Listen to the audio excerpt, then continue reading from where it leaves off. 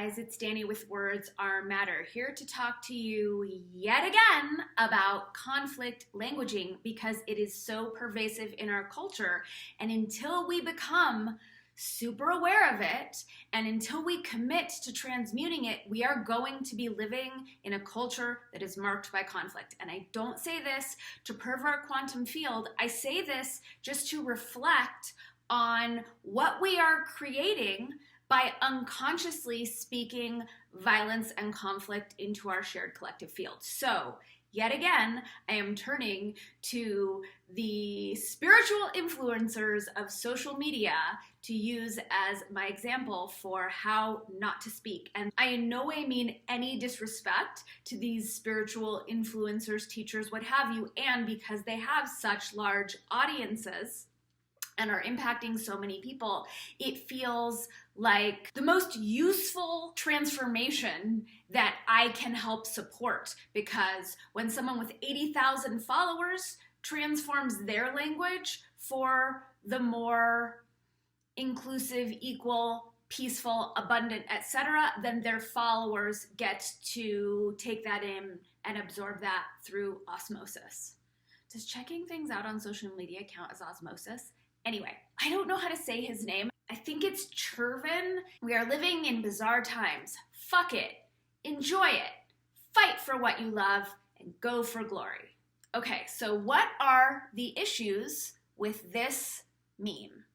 It's not fuck it. We love fuck it. Fuck's a great word. It's not enjoy it. Is that what he said? It is fight for what you love. So this is something that I see happening in our culture all day, every day. People fighting when it's not appropriate to fight, when it's not efficient to fight, when it's not called for to fight. Fighting is such a waste of time and energy. Check this out. You've heard me reference this book before, Power versus Force by Dr. David Hawkins. This is a must read. This, along with Right Use of Will, and my book, Word Up Little Languaging Hacks for Big Change, are the 3 books that will change your life for the better. So as Dr. Hawkins says, is power versus force. Force only feeds, fuels, and empowers that which we are alleging to oppose. So if I'm fighting sexism, then by turning my attention onto sexism and generating all this anti-energy towards it, I am fueling that construct, I am giving it life, I am perpetuating it. I mean, using that example, I guess fighting for what we love does make sense in terms of fighting for what we love will fuel what we love, but it's really, really energetically inefficient. And I like to think of rock climbers who make a point of making the fewest moves possible to conserve their energy. And they're climbing big peaks and giant mountains. So why would we fight for what we love? Like, why would we expend all that energy when we can just do what we love, be what we love, claim what we love?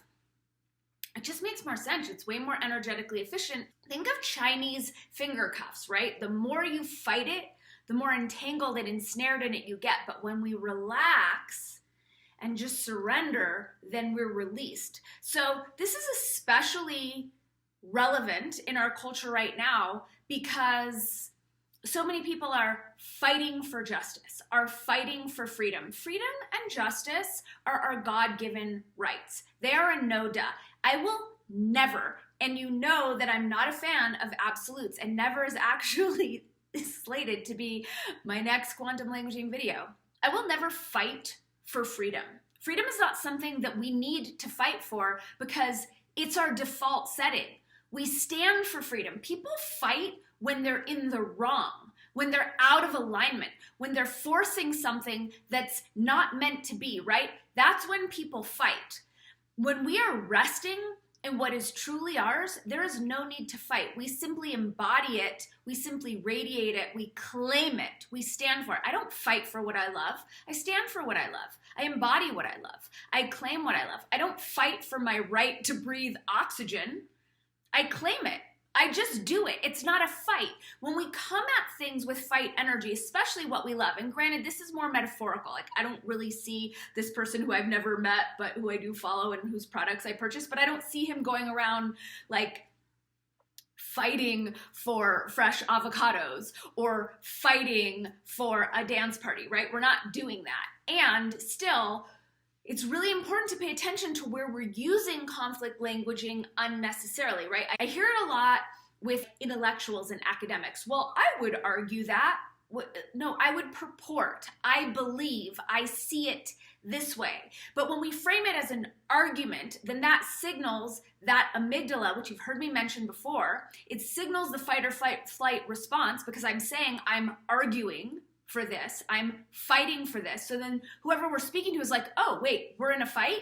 Okay, well, let me flood my body with cortisol and let me meet you with that fight energy, because it's really caustic on the body. It's really inefficient. It's really a waste of energy. And it's a great way for us to chase our tails and not actually do what we came to this planet to do, or model or effect positive change on the planet, when we're too busy fighting for shit that there's no reason to even fight for, because there are no duh things that all we really need to do is claim and stand for. So, like, when it comes to what's going on now with, you know, the powers that were attempting to take away our right to breathe oxygen unobstructed, I'm not fighting that, right? I'm not taking that on. I'm simply claiming my right to breathe oxygen and moving through the world accordingly. And I don't have that energy of fight around me, which only attracts more fight energy, creates an issue out of things that aren't issues, right? Like people who are fighting for women's rights. That is so insane to me. There's nothing to fight for. As a woman,